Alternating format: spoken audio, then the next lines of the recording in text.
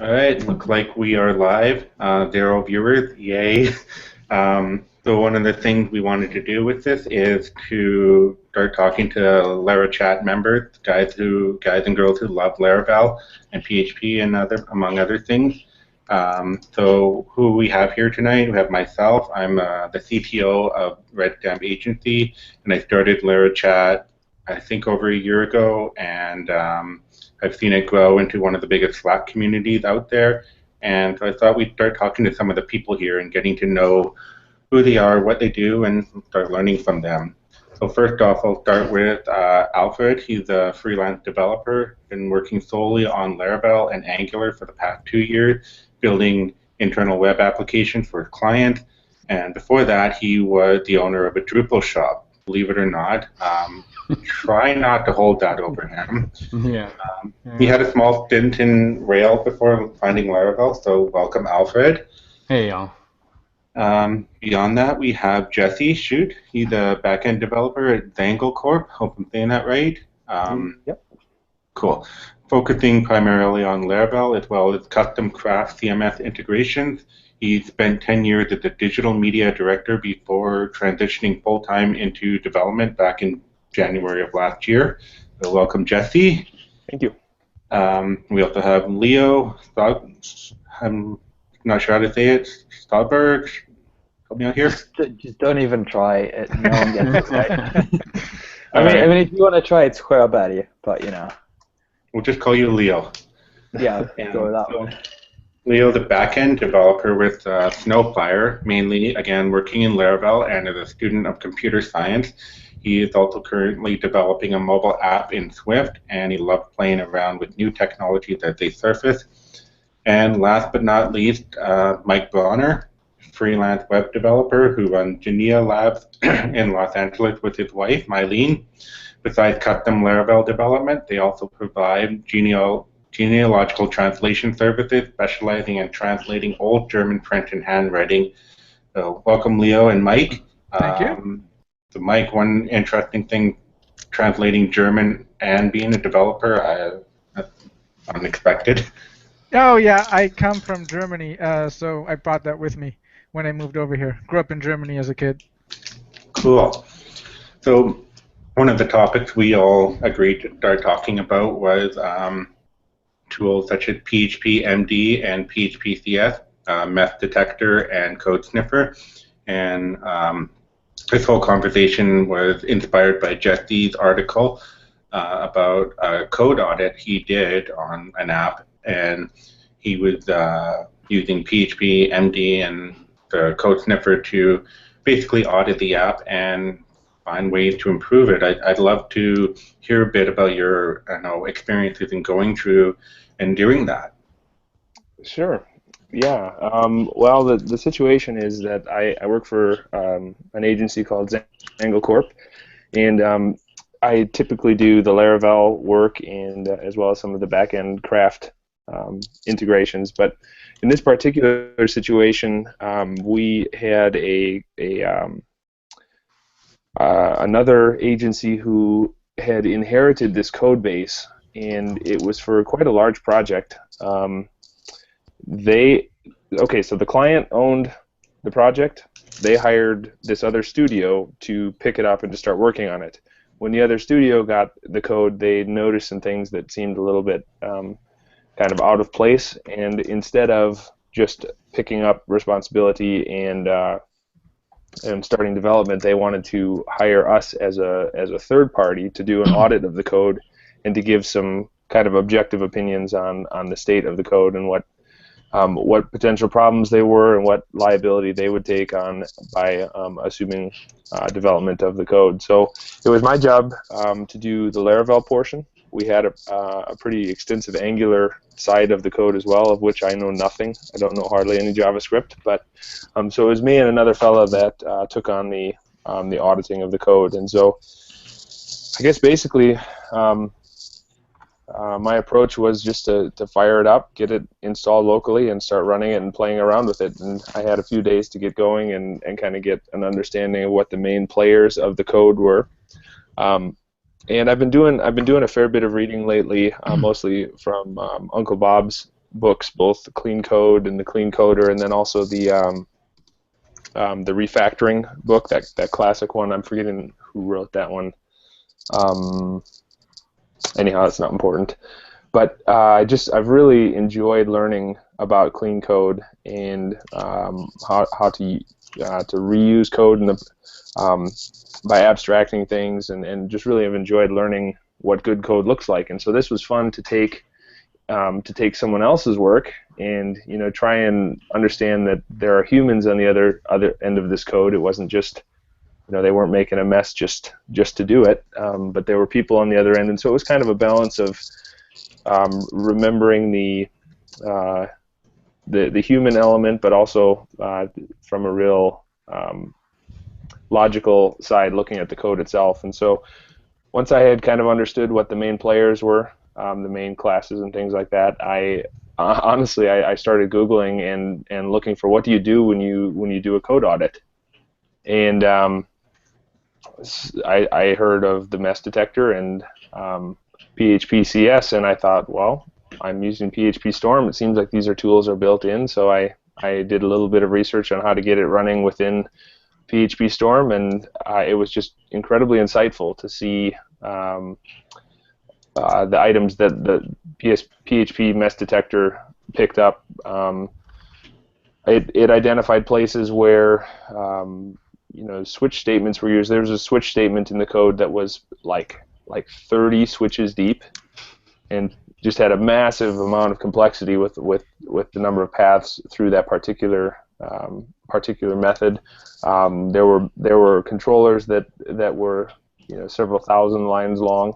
Granted, it was a technical program. It did a lot of stuff, and so I would expect to see fairly complicated business logic, but it was just pretty fascinating to see the things that PHP mess detector picked up. Again, the code sniffer focuses mostly on coding syntax, or like PSR1 or PSR2. So that's not. It wasn't, that particular tool wasn't as helpful in the code audit because the syntax was not really what was being audited. But the messier you write, the more chances there are for bugs. So basically, fired up PHP mess detector, went through and picked out some of the most egregious errors, and kind of highlighted why this wasn't a good thing to do, and we passed it back. Then we wrapped everything up with the Angular audit, wrapped it back up, and passed it to that client of ours. So that was basically my process. I don't think there's anything too magical about it, but it was sure insightful to use the mess detector. Yeah, for sure. I'm curious, who else here used the mess detector and or the code sniffer? I have not been using it. Reading this article, it really makes sense as a tool to when you're taking on code, because it's always the riskiest part of a situation is when you're taking on a project and you're inheriting code.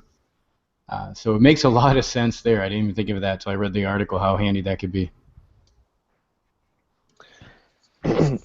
I've kept it running now as I've been working on my projects for Zengo Corp, and it's pretty slick within PHP Storm. As you're writing, it actually can, like the PHPCS can actually run in real time. And so, like for example, if you're writing variable names that are like way too long or way too short, I think it errors out if you write a variable that's like only 2 characters, which is kind of annoying for ID. But I guess they're forcing you to be a bit more descriptive. Do you feel it slows down does it slow down your IDE at all? Well, my IDE is always faster than I can think and type anyhow, so that really hasn't been an issue for me. I don't keep the mess detector running in real time because that's kind of like an inspection that you run. Yeah. So I'll work on a class for a while, and I'll make sure that the code sniffer is happy, and then I'll fire up an inspection using the mess detector and see if there's anything, like, for example, it errors if you forget to return or if you return null. It'll let you know so that you can have a proper return. So I found it to be pretty helpful. I've got a question there. So when you talk about it returning an error, does it like prevent you from saving the file, or does it just pop up, say, a warning, you can do this, but it's not recommended? Yeah, when you run it in PHP Storm anyhow, which is my only experience, it runs and generates a report for you, and so it'll give you all of these different categories like code smells or typos, those types of things, and then you can actually browse through the list that it returns and jump right to the section of code or of offending code and fix it right there, and then you rerun your inspection until you reduce the number of errors until you're happy that you can live with it. That's interesting. So you have a shortcut you press when you're ready and it goes over it?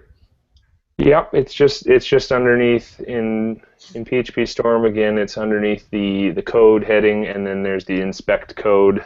I don't run it frequently enough that I have a key command for it, but you just run that run that inspection, and you can typically I'll just run it on either the class that I'm currently working on, or I'll just hit like the app directory and let it run through the whole directory. It doesn't take very long to process. That's good. Yeah, one of the things I was using it in Sublime, and the way I had it set up, and probably the way it is set up in a default manner, was when I would save the file, it would return the warnings and say, this variable is too long, or if I was following the PSR2 standard, I needed to have the curly brace on a new line, etc. And it was my option to ignore it and save the file and continue. And I just recently switched over to Microsoft Visual Studio or Visual Code. Kind of a neat little IDE with Git built in. Trying it out, but I installed PHPMD and CS on it, and instead of it popping up with a warning, I get these red squiggly lines underneath my code, and I hover it and I find out, oh, this variable is too long, or this line of code is over 80 characters. And so forth. I find it helpful. I like it where I can ignore some of the recommendations. Sometimes I want to have a longer variable name. Yeah, definitely. And I'm curious what your guys' thoughts are about having a longer variable name. Because I've heard of, I believe I might have seen a Jeffrey Way video back in the day, and he suggests, having descriptive variable names where, the meth detector and so forth is saying no. I'm curious what your guys' thoughts are. So what I've done is actually made my own rule set, took the standard PSR1 and PSR2 rule set, and then modified it to allow for longer names and longer function names. And then sometimes I even made it more stringent to allow for less complexity. That's a good idea. And then what I've also always tried to do is, ever since I've been working on enterprise level PHP stuff back when I was working for companies, I tried to implement continuous integration, so I was exposed to that from that point. I would have it as part of my CI build, and it would email us back a whole list of what's wrong, and we could and that's a learning experience, because you can see, oh, I shouldn't do that. Then you do that a few times, and it kind of gets ingrained in you. You start doing it the right way. Did you have it fail the builds, or did you just have it report? I set it so that certain things would fail the builds, and if I didn't want something to fail the build very specifically in my app, I would annotate that with a doc block with an except to ignore that in that method. And what's interesting is one of my former coworkers, I was talking to her about, the code format of PSR2, for example, and how these tools will help with it. And she said it actually really helped her because she said she could squint her eyes and she could see bugs in the code. I don't know if you guys have any special talents like that. I mean, me personally, I really love following a good code standard. I think I have PHP Storm set to follow PSR2. But I find it really annoying when you do the auto reformatting. So most of the time I don't use that, and I also don't. I did use PHPCS for a while. I don't find it hugely useful for me. At work we use at the moment style CI as well. So I get probably 10, 15 error report today that a code style is off, and then you just let style CI fix it. And like usually I'll go into that commit and see sort of what was wrong with it. It's usually like I missed a space or something, because I feel like, you know, any kind of code style fixer or any hinting of any kind is sort of, it's really helpful in the beginning, but then after a while it sort of gets ingrained in you how like to follow that code style, and after a while it just sort of comes naturally. So with the automatic fixing of code style, or style CI, I'm sorry, do you think that takes away from you learning or growing as a developer to that standard? Or would you still recommend people being exposed to the manual fixing at the start, and then later on when they're fluent in it, let the system do it for them? I definitely think it's a good idea to like get used to it from the start manually. Actually, the way I was first introduced to like proper analysis of it was my first pull request to Laravel, which was probably like about a year ago. And style CI was new then, and I got an error report, and I was like, And you know, when you do a pull request, you have to fix everything manually, and then I did that a few times. Then I installed PHPCS, and you know, after that, I was sort of used to writing good code, and then it felt completely natural to pull in style CI.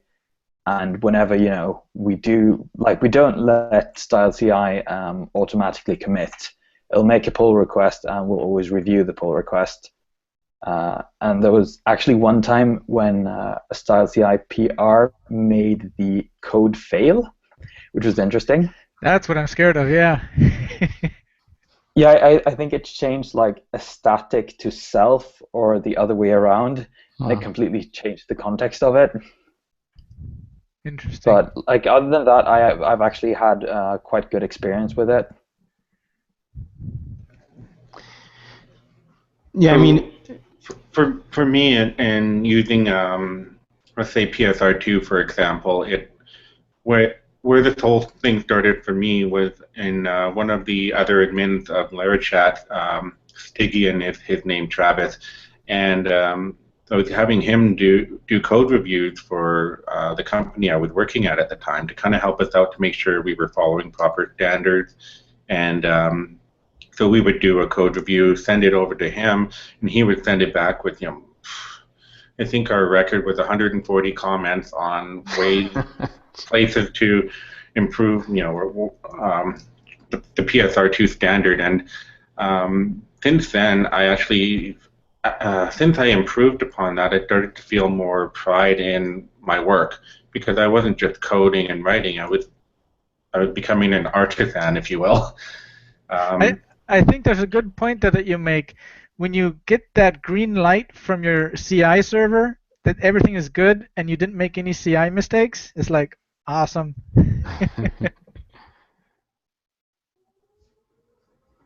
So beyond that, I think it became kind of a fun thing to do on a team, where it was fun to call out our other team members and say, "Hey, you didn't set this class up right," and you know. It'd be awesome to gamify it. Like at the end of the week, you're like.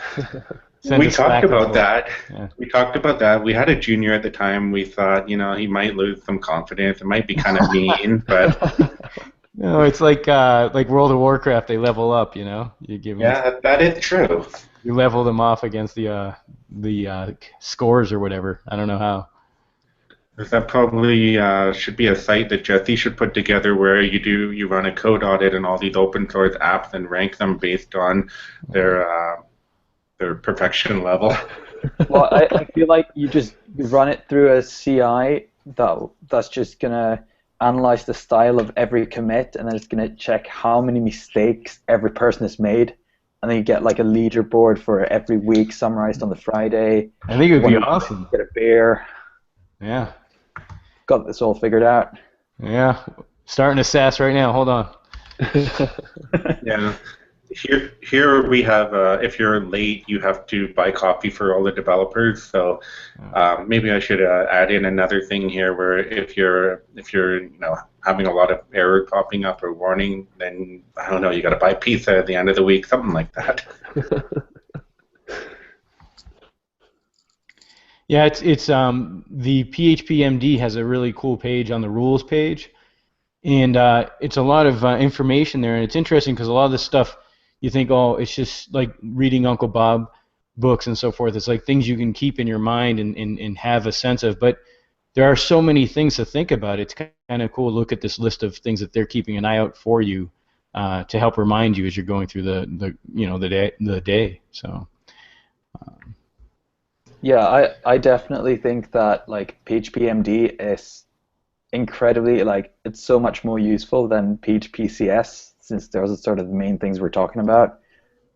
Simply, like, not necessarily all the time, but at Snowfire we have quite a large code base, and especially coming into that one, or whenever you start working on a new old feature. So you basically go back to something I've never seen before because it wasn't there when it was created. Yeah. So you get in there and it's like, right, so what does this actually do? And if you run PHPMD, it's so it can make a bit more sense to it as well. Wow. And it cleans up too. That's a good idea. Yeah, I found it really helpful in the sense, I'm pretty new to full-time development, having only done this. I'm starting in my second year with Zangle now, and I've been doing a lot of reading. I'm just trying to soak up as much stuff as I can. The Uncle Bob books have just been terrific. Yeah. But there's a break between understanding the concepts he's talking about and then actually implementing in your code. And so these PHPMD allows me to try and explore these ideas that I think I'm understanding from Uncle Bob's books, and then there's an actual checker or something that goes back through and checks my code against some type of a standard, right? Because we all know that PHP can be very forgiving and it can work. Like, you can make something work, but does that mean that you coded it in a way that someone's going to be able to maintain in the future, or in a way that makes sense, or is it just one gigantic method? So that's really what I have found. It's almost like having another person who is much more experienced than I am look over my code and say, this stuff that didn't error on is all acceptable, but these few things here you might want to look at. So, and I live in the middle of nowhere. I'm in north central Wisconsin, and I can't tell you another developer that's anywhere close to me. So thank goodness for the internet, because we can have hangouts and stuff like this. But to use a tool like the mess detector has been almost like a mentor for me. That's cool. I wanted to bring up one more tool that we really haven't talked about. Have you guys heard about PHP CPD, copy paste detector? What it basically does, it checks for duplicated code throughout your entire code base, and it'll tell you where what is duplicated so you can refactor it out. Yeah, I know I've used something similar. I haven't used that. I know I ran it through our code base. I don't want to talk about the results of it. No, there's one terrible controller. It's the product controller for the e-commerce part, and it used the create and edit method are very similar because you still set the same fields and all, but it did it in the exact same way both times, so it's literally complete duplicates of 30, 40 lines. Yeah. Yeah, that's an excellent tool. I completely forgot about that one. I don't use that one personally, but I think I'm going to have to run it myself, and actually, we'll see how embarrassed I get when I run it. One other thing you talked a bit about earlier, I think it was Mike that talked about some of the rules that you set up your custom rules.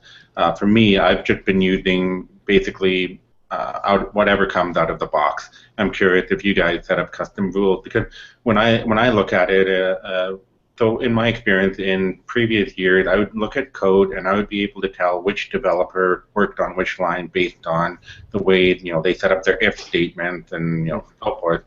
I would know, okay, this bug belonged to so and so because they screwed it up. But with these tools, that'll take that away. Hopefully, we're all using Git or some kind of repository to be able to run like a blame to see who did what. But I am curious, like, some of the custom rules that you guys may or may not use? So I made custom rules at one point when I was contracting for another company, and they were at the time using a slightly different style. They had different requirements that were not necessarily, they weren't violating, sorry, I'm blanking out now. They weren't violating the PHPMD? PSR2 rule. Oh. And so, but they had their own slight twists on things. And so I would kind of customize the rules for that a little bit. But ever since I'm back freelancing again, or doing projects on my own volition, I'm using the standard rule sets again. Anybody else? Not really. I'm all for the standard. Like, I don't use it extensively, so haven't found the need to customize it really. Awesome. And Alfred, you mentioned earlier that you haven't really used these tools. What percentage of adoption are you going to take? 100%, 50%? Well, it's I like some of the ideas. Just having the CI give us feedback as a team would be really cool. And then I could see putting this into my workflow, whether I'm running a unit test or maybe a Git hook. So whenever I push to Git, it would actually do this first. Anything to do it for me in an automatic way to start getting into my workflow would be nice. So I just have ideas of, like, how can we do it as a team, because I work with other people. And the CI server could be a really good one. Yeah, for sure. Like I said, here we're kind of a small team, and we get to kind of tease each other over what we didn't do right. But having these tools, run in our IDE, whether it's PHP Storm, Sublime, or whatnot, has really helped a lot. And I'm curious, are there any other tools you guys may use? Like Mike mentioned, the copy paste one. I completely forgot about that one. I'm curious, are there any other tools you guys may use to help in your development workflow that you might want to shout out and talk about? Check out phpqatools.org. That's what got me started on this a couple years back. Oh, that's a good one. One thing I think everybody said so far, though, it's having those code reviews, and it's having them in small sets. I forget that funny Twitter meme, but it's like, a code review at 10 lines is worth it. A code review at 100 lines, and like everybody's like, whatever, just it's fine, So I think it's also just a human practice and a team practice, and being a team that you're not scared of showing your code is a big deal. For us, as a team, we're trying to do pull reviews, pull requests, and then we do reviews during the day. Someone pings on Slack and says, I have a PR here. Let's do a review of that. One of my teammates, who I also do a podcast with, started that one, and I think there's just a ton of value. We have so many moments of technical debt because someone else was working on a product by himself, and then we come in a few months later and we're like, what the heck was he or she thinking? It's all relative. We're all in a jam and we're all putting stuff together. So we just realize the time you spend now in code review is time saved later on, guaranteed.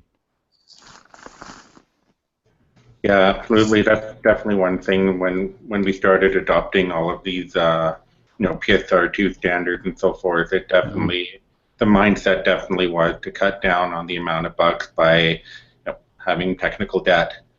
So I definitely do find myself feeling like I am a way better developer than I was last year or even 2 years ago, and I think that's one of the standards as a developer. If you look at your code last year and you say, what the hell was I thinking, and you're not improving. Last year, take like 3 months. What the heck is this? See, I was on a break from a project for something like 2 months. I came back to it, and I was like, this doesn't make sense. Get blame. Oh, that's me. Exactly. Yeah, like Yeah, and I did a get blame, and I go there. I'm like, did I write that? Why would I? Yeah. Okay. Yeah. So I think what we'll do now is it's been a half an hour chat. We might wrap it up here. So was our first LaraChat live discussion, and I hope you guys that were watching with us enjoyed it, and we would love to have feedback to improve upon. And I would also welcome any members who want to be on this discussion in the future. Throw out topic ideas, come on, and let's just start talking about all these cool things in the Laravel and PHP world. I definitely was reminded of PHP copy paste detector. If I didn't, if we didn't do this chat, I probably would have never remembered about it. I think Alfred learned a lot of new things. So beyond that, I would like to thank you guys for coming on, and I hope you guys will come on in future shows. And like I said, I hope we get some more people coming out too. Can I just make like a final tip, because I literally just found out about this regarding the copy paste detector. Absolutely. It's built into PHP Storm apparently. Wow. I just found Nice. that. And you can go under code and find duplicates, and I just realized there are so many duplicates. That's Very why my cool. PHP Storm's so slow. Everything's built into it. May I suggest a plugin for these IDEs is one that actually a copy paste detector that looks at Stack Overflow and finds all the copy and pasting you did from there. Wow. That's a good one. So I guess we'll wrap it up here, guys. And the goal for us is to have this chat bi-weekly. So if there's a lot of interest, we could have it weekly. But as of right now, our next chat will be 2 weeks from today. So thank you again, guys, for coming, and thank you to our viewers who came out to watch and future viewers who watch it online. I really hope that this will be saved onto our YouTube channel. I hope I set everything up right. So fingers crossed. Yeah. All right. Thanks. Thank All you. right, thank you so much, Thanks, guys. Take care.